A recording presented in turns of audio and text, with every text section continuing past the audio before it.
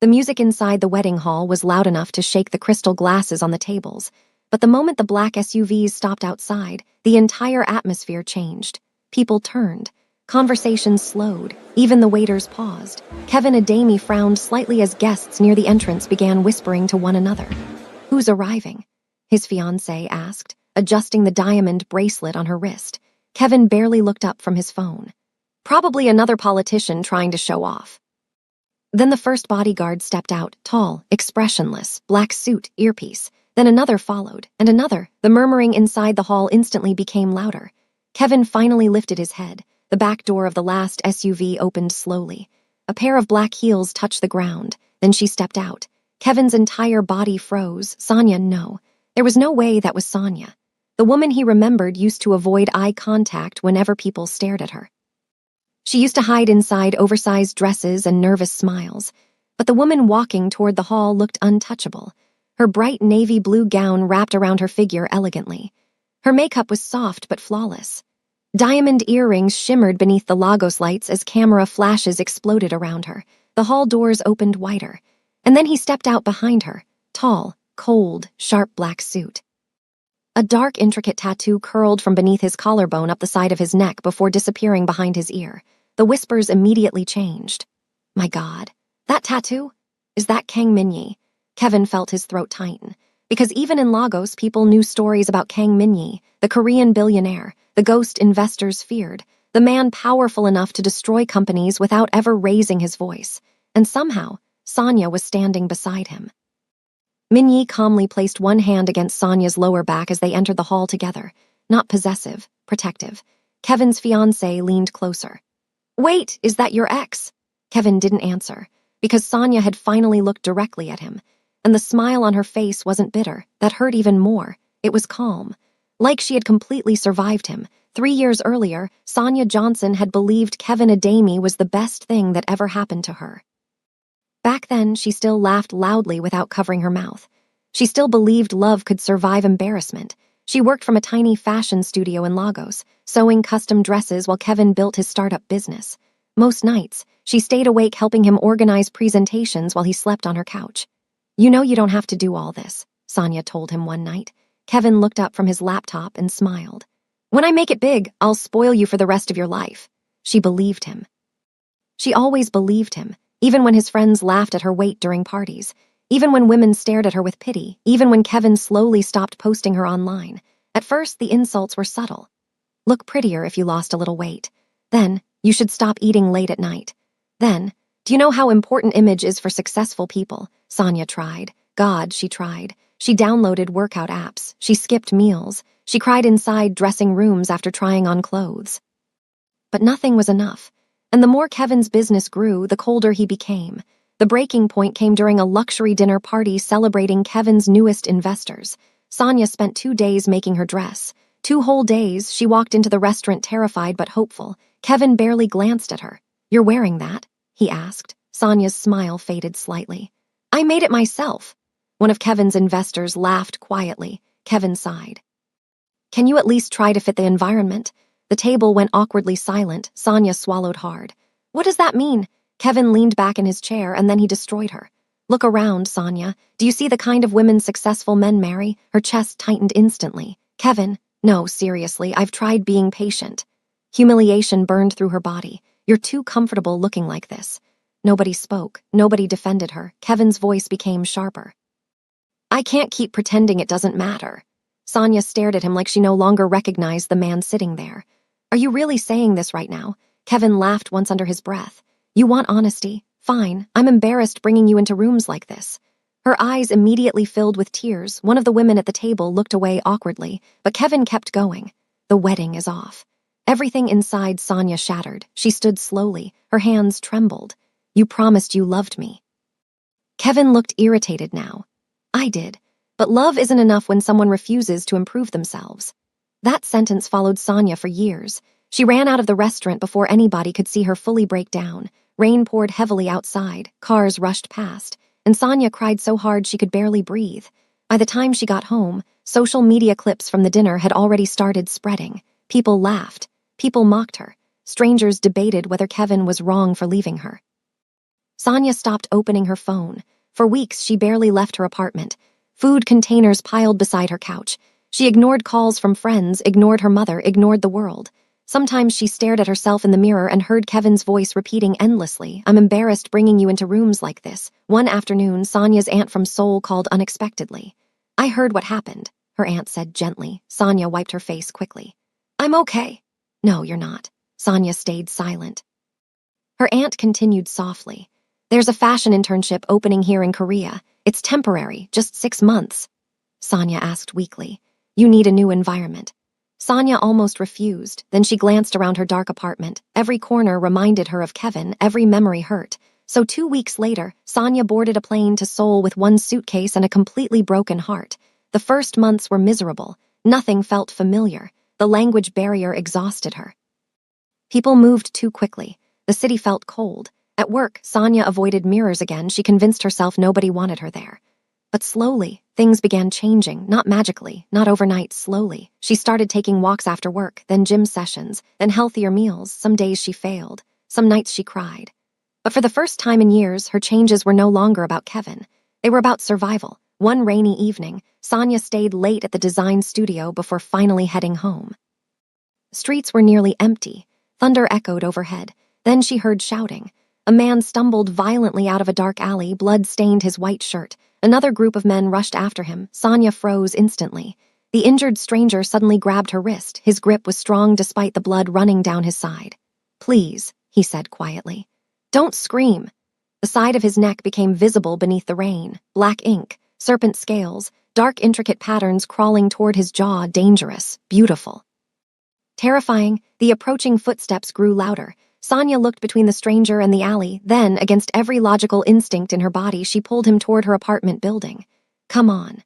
Later, the stranger sat silently inside her tiny apartment while Sonia cleaned blood from his wounds. Neither of them spoke much. The tension felt strange, heavy. "You should go to a hospital," Sonia whispered. "No hospitals." His voice was calm, controlled, but his eyes looked exhausted. Sonia carefully wrapped the bandage around his ribs. That was when she noticed the tattoo properly. The serpent intertwined with dark flowers and geometric patterns. It stretched beneath his collar like something carved directly into his skin. "You keep staring at it," he said. Sonia looked away immediately. "Sorry." Most people get scared. She hesitated. "I think you already look tired enough without me acting afraid too." For the first time that night, the corner of his mouth moved slightly, almost a smile. The next morning, Sonia woke up alone.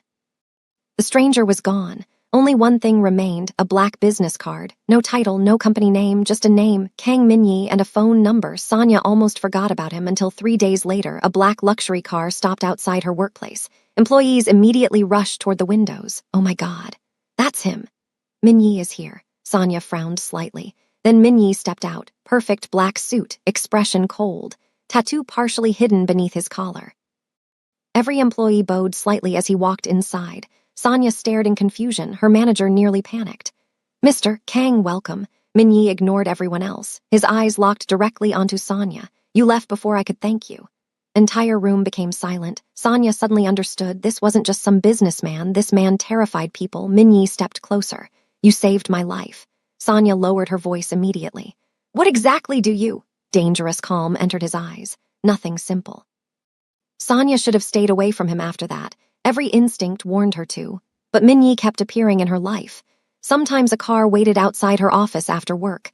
Sometimes expensive meals arrived anonymously. Sometimes security guards suddenly appeared near her apartment whenever she walked home late. At first, it frightened her. Then slowly, it didn't. Because Min-yi never demanded anything from her. He simply watched, quietly, carefully. Like he was trying to understand someone he had never met before. One evening, Sonia finally confronted him. They sat across from each other inside a private rooftop restaurant overlooking Seoul's glittering skyline. "You keep doing things for me," Sonia said carefully. Min-yi swirled the drink in his glass without looking up. "You saved my life." "That doesn't explain this." His eyes finally lifted toward her. "You didn't ask who I was before helping me." Sonia shrugged slightly. "You were bleeding." "Most people would have run." "Not most people either." For a moment, silence settled between them. Then Min-yi leaned back slightly. "You're the first person in years who looked at me without wanting something." Sonia looked away first, because the honesty in his voice felt too real. As weeks passed, Seoul slowly became less lonely. Minyi began taking her to places she never imagined seeing: luxury galleries, private rooftop dinners, quiet streets glowing with neon lights, designer studios. Yet strangely, the moments Sonia loved most were the simplest ones: late-night convenience store walks, coffee during rainy mornings, the rare moments Minyi relaxed enough to smile. Those smiles always shocked her, because they transformed him completely. One night they sat together beside the Han River while cold wind moved softly across the water. Sonia glanced toward the tattoo disappearing beneath Minyi's collar. "Does it mean something?" she asked. Minyi looked ahead quietly. "The serpent," she nodded. "It represents survival." Sonia hesitated. "The flowers." His expression darkened slightly. "People I lost." Something painful moved behind his eyes. Sonia realized then that beneath all the power and fear surrounding him, Minyi carried grief everywhere. Without thinking, she reached out carefully and touched the edge of the tattoo near his neck. Minyi immediately went still. Her fingers were warm against his skin. "Did it hurt?" Sonia asked softly. His eyes locked onto hers. "Not as much as losing people I loved." The tension between them changed after that, not suddenly, not dramatically, but undeniably. Minyi began opening up more, very slowly. He told her about growing up inside violence, about betrayal, about becoming dangerous because weakness got people killed. Sonia listened without judging him, and somehow that terrified him more than enemies ever had, because he was beginning to care about her deeply. One evening, Sonia arrived home exhausted after work and found Minyi sitting inside her apartment. "How did you even get in here?" she asked. "You gave me the spare key 3 weeks ago." "Oh," looked up from the couch. "You forgot?" Sonia laughed softly for the first time in days. "I've had a stressful week." Minyi studied her face carefully. "What happened?" Sonia hesitated before speaking. "There's this fashion event next month. Big investors, big designers. My boss wants me involved." "That's good news." "It means cameras, attention, people judging how I look." Minyi's jaw tightened slightly. "Sonia." She looked down. "What if people still see me the way Kevin did?" The room became quiet. Minyi stood slowly and walked toward her. His presence alone always changed the air around her. He stopped directly in front of her. "You want to know what I see when I look at you?" Sonia swallowed hard. "I see someone who survived being destroyed by people too blind to recognize her worth." Her eyes immediately filled with tears. Minyi lifted her chin gently. "You were never hard to love."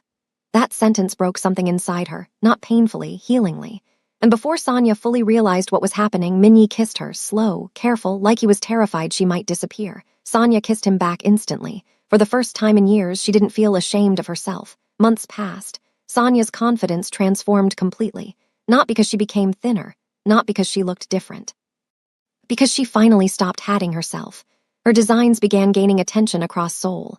Fashion blogs posted her work. Luxury brands reached out. And every time success found her, Minyi supported her quietly from the background, never controlling, never possessive, just present. But danger still followed him.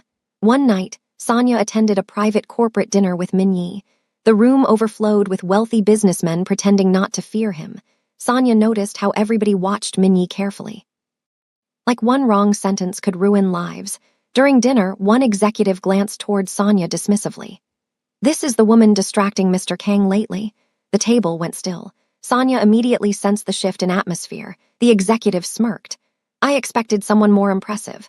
Minyi calmly placed his glass down. Nobody moved, nobody breathed. Then slowly, he loosened his tie. The dark serpent tattoo became fully visible along his neck. The executive's confidence disappeared instantly. Minyi's voice stayed calm. "You're still talking." Terrifying silence. The executive immediately lowered his head. "My apologies, Mr. Kang." Sonia stared at Minyi differently after that, not because she feared him, because she realized how much control he constantly exercised. A man with that much power could destroy anyone impulsively. But around her, he chose gentleness. Later that night, Sonia confronted him inside the car. "You scared everybody back there." Minyi looked outside the window. They were already scared. "You know what I mean." Finally looked at her. "That man insulted you." Sonia crossed her arms. "You can't threaten everyone who says something rude." A faint smirk touched Minyi's lips.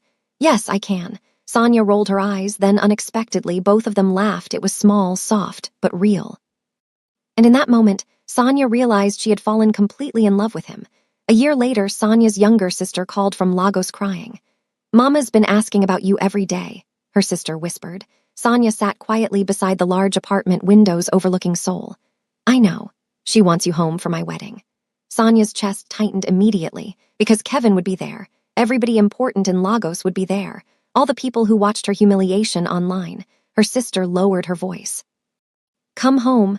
The call ended. Sonia stayed silent for a long time. Minyi walked into the room quietly. You're thinking too loudly. Sonia looked up weakly. Sister wants me in Lagos for her wedding. And she laughed nervously, and Kevin will be there. Minyi's expression didn't change, but something dangerous entered his eyes, the ex-boyfriend. Sonia nodded slowly. I don't know if I'm ready for that. Minyi walked toward her calmly, then he held out his hand. Then we go together. Wedding venue in Lagos looked like something pulled from a billionaire's fantasy. Golden chandeliers glowed above hundreds of guests while expensive perfume and live music filled the massive hall. Kevin adjusted his suit for what felt like the 100th time that evening. His fiancée, Vanessa, leaned closer with a fake smile. You've barely spoken to me all night. Kevin forced a smile. I'm handling guests. The truth was simpler. His business was collapsing. 3 investors had quietly withdrawn during the past month. Debt continued growing. And Vanessa only became affectionate whenever money was involved. Sometimes Kevin caught himself thinking about Sonia, not because he believed he still loved her. At least that's what he told himself. But because nobody had ever cared about him the way she did. Vanessa touched his arm again. Relax. You look stressed. Kevin opened his mouth to respond. Then the music inside the hall slowly faded. Guests turned toward the entrance, and Kevin felt his stomach drop. The convoy outside had arrived. The doors opened. Sonia stepped inside beside Kang Minyi. Everything around Kevin became blurry for a second, because no amount of imagination could have prepared him for the woman standing in front of him. Sonia moved differently now, confident, elegant, like she no longer carried the weight of everybody's opinions on her shoulders, and Minyi beside her looked terrifyingly calm. The serpent tattoo curled darkly against his neck beneath the lights. Guests immediately lowered their voices. Some even stepped aside instinctively. Vanessa frowned. Why is everybody acting weird? One businessman nearby answered nervously. That's Kang Minyi. Vanessa blinked. The Korean billionaire. The businessman lowered his voice. Not just billionaire. Kevin's chest tightened painfully. Because Sonia looked happy, actually happy, not pretending, not forcing smiles, happy. And somehow that hurt worse than if she had come back angry. Sonia noticed him standing across the room. Their eyes met. For one dangerous second, old memories slammed into her chest. The restaurant, the humiliation, the laughter. But then Minyi's hand rested gently against her back, grounding her, reminding her she wasn't that broken girl anymore. You okay? He asked quietly. Sonia nodded slowly. I am now. Kevin finally forced himself to approach them. Vanessa followed immediately. Anya, Kevin said carefully. Hearing her name and his voice again felt strange, distant, like another lifetime. You look, he struggled to finish the sentence. Sonia saved him. Different? Kevin laughed awkwardly. Yeah. Minyi's expression remained unreadable. Kevin extended his hand nervously. Kang Minyi, it's an honor. Minyi glanced briefly at the hand, then slowly shook it. His grip was calm, controlled. But Kevin still felt intimidated instantly. Vanessa smiled brightly. We've heard so much about you. Minyi finally looked at her. I doubt that. Vanessa's smile faded slightly. Sonia nearly laughed. The tension became unbearable quickly. Kevin cleared his throat. So you live in Korea now? Sonia nodded. I do. Things are going well. Before Sonia could answer, another guest approached Minyi nervously. Mr. Kang, welcome to Lagos. Minyi gave a slight nod. The man immediately shook his hand respectfully. Then another businessman approached. Then another. Kevin watched the entire thing in silence. People treated Minyi like royalty, and Sonia stood beside him naturally, like she belonged there. For the first time in years, Kevin felt small. Later that evening, Sonia stepped onto the balcony outside the hall to breathe. The city lights stretched endlessly beneath the night sky. Her chest still felt tight. You disappeared without saying goodbye. Kevin's voice. Sonia closed her eyes briefly, then turned around slowly. Kevin stood near the doorway alone. No cameras, no fake confidence, just him. You ended our relationship in front of strangers, Sonia replied quietly. I didn't think goodbye mattered anymore. Kevin looked down. I was stupid. Sonia laughed once. You think? I was under pressure back then. That's your excuse. Kevin moved closer. I cared about you, Sonia. You cared about appearances more. Silence. Kevin rubbed his face tiredly. You have no idea how many times I regretted what happened. Sonia studied him carefully. For years she imagined this moment. Imagined hearing him apologize, imagined feeling victorious. But now she mostly felt tired. Kevin looked at her again. Did he change you? Sonia shook her head slowly. Kevin frowned. Then what happened? Sonia's eyes softened slightly. I stopped seeing myself through your hatred. That sentence hit Kevin harder than anger ever could, because deep down he knew she was right. Before he could respond, the balcony doors opened. Minyi stepped outside. The atmosphere shifted instantly. Kevin straightened automatically. Minyi's dark eyes moved calmly between them. Am I interrupting? Kevin forced a smile. No, we were just talking. Minyi looked toward Sonia. You ready to leave? Sonia nodded immediately. As they walked away together, Kevin felt panic rising inside him. Because for the first time, he realized Sonia truly belonged to another world now, and he could never compete with the man beside her. The next morning, social media exploded. Photos of Sonia and Kang Minyi flooded the internet. Luxury blogs reposted them. People debated her transformation endlessly. Kevin scrolled through the comments in silence. She upgraded. That Korean guy looks dangerous. Kevin definitely regrets this now. Stormed into the room angrily. Are you seriously reading articles about your ex? Kevin locked his phone immediately. You're overreacting. Folded her arms. She walked in with a billionaire mafia boss and suddenly you forget I exist. Kevin stood slowly. This isn't about you. Vanessa laughed bitterly. Exactly, it's still about her. She stormed out. Kevin sat back down heavily because she wasn't wrong. Meanwhile, Sonia spent the morning with her family. For the first time in years, laughter filled the house naturally again. Her mother held her hand tightly. You look peaceful now, she whispered. Sonia smiled softly. I finally am. Younger sister grinned. And your Korean man is terrifying. Sonia laughed. He's actually sweet. That exact moment, Minyi walked into the dining room. Everybody immediately went quiet. He paused slightly. Why did everyone stop talking? Sonia's sister whispered dramatically. See, terrifying. Even Minyi laughed quietly. But later that night, everything changed. Kevin arrived drunk at the after-party. His business partners followed nervously behind him. Sonia immediately sensed trouble. Kevin stared at her across the crowded lounge. You know what's funny? He said loudly.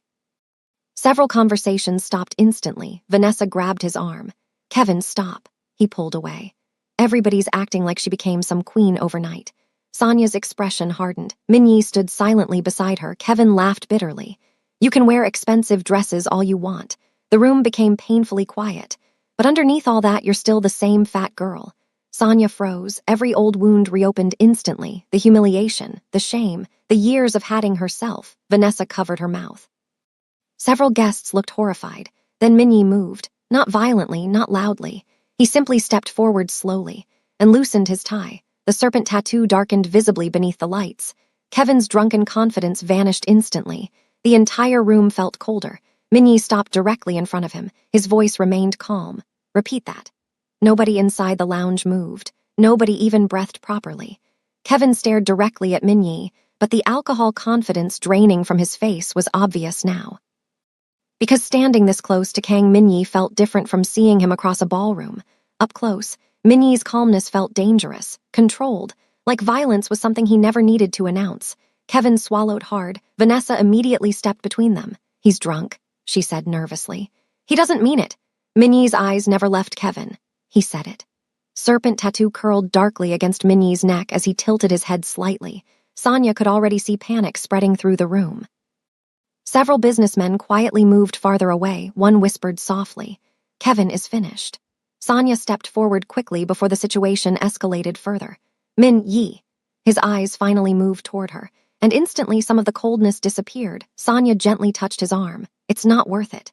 Min-Yi stayed silent for several long seconds. Then finally he stepped back. The tension in the room loosened immediately. Kevin exhaled shakily, but Min-Yi's next words froze him again. You should be careful what kind of pain you repeat. Kevin didn't answer, because deep down he understood the warning. Min-Yi took Sonia's hand calmly. Let's go. Just like that, they walked out together, no shouting, no dramatic fight. But somehow that silence terrified Kevin more. The next morning, Kevin woke up to 17 missed calls. His head pounded painfully. Vanessa sat at the edge of the hotel bed, scrolling through her phone anxiously. You need to answer your investors. Kevin rubbed his face. What happened? Vanessa looked at him strangely. You really don't know. His phone immediately rang again, one of his business partners. Kevin answered quickly. What's going on? The man sounded panicked. The contracts are gone. Kevin sat upright. Singapore investors backed out overnight. Kevin's chest tightened. That doesn't make sense. There's more. Something cold moved through Kevin's stomach. The banks froze the expansion account this morning. Kevin stood instantly. Why? Nobody knows. Call came through. Then another, then another. By noon, Kevin's entire business empire had started collapsing. Meetings canceled. Investors disappeared. Partnerships ended. People stopped answering his calls. Kevin sat alone inside his office staring at the city through shaking hands. Only one name echoed inside his head. Kang Minyi. Meanwhile, Sonia stood quietly beside the large windows inside Minyi's Lagos penthouse suite. She watched rain slide slowly down the glass. You did something, she said softly. Minyi adjusted his cufflinks calmly. I made phone calls. Sonia turned toward him. He's losing everything. Minyi finally looked at her. He enjoyed humiliating you when he believed there would never be consequences. Sonia stayed silent. Minyi walked closer slowly. I promised myself something the day I met you. Her chest tightened. What? That nobody would ever make you hate yourself again. Sonia looked down immediately because tears were already forming, not because she felt weak. Because nobody had ever protected her like this before. A knock interrupted the moment. One of Minyi's security men stepped inside. Mr. Kang, Kevin Adami is downstairs. Sonia closed her eyes briefly. Of course he was. Minyi's expression didn't change. Bring him up. Later, Kevin entered the penthouse looking completely different from the confident businessman Sonia once knew. His tie hung loose. Dark circles sat beneath his eyes. Fear followed him into the room. The moment he saw Sonia standing beside Minyi, regret crashed across his face. Kevin looked directly at her. Sonia, please. She said nothing. Kevin stepped closer desperately. I know I hurt you. Minyi remained seated silently nearby, watching. Kevin's voice cracked slightly. I was stupid. I cared too much about status and appearance and what people thought. Sonia folded her arms quietly. And now, Kevin laughed bitterly. Now I realize none of those people actually cared about me. The room became quiet. Kevin's eyes filled with desperation. You did. Sonia stared at him calmly. For years she dreamed about hearing those words, but now they felt empty. Kevin moved closer. Help me. Sonia blinked slowly. You only came here because you're losing everything. That's not true. It is. Kevin's shoulders dropped because he knew she was right. Sonia looked at him carefully, not with hatred, not even anger, just clarity. You know the saddest part? She asked softly. Kevin stayed silent. I really believed you loved me once. Kevin's eyes lowered immediately. And maybe you did, Sonia continued. But your love disappeared the moment other people started watching. The words crushed him. Sonia glanced briefly toward Minyi, then back at Kevin. He loved me before I learned how to love myself again. Kevin looked completely broken now. And for the first time, Sonia no longer felt broken with him. Minyi finally stood. The room instantly felt smaller. Kevin looked toward him nervously. Minyi's voice remained calm. You embarrassed her publicly. Kevin swallowed hard. You made her believe she was difficult to love. Kevin lowered his head. Minyi adjusted his sleeve slowly. The greatest punishment for men like you is simple. His dark eyes lifted. You live long enough to watch the woman you destroyed become unreachable. Heavy silence. Kevin looked toward Sonia one final time, but her expression never changed, because the version of herself that once begged for his validation no longer existed. Finally, Kevin turned and walked out slowly, completely alone.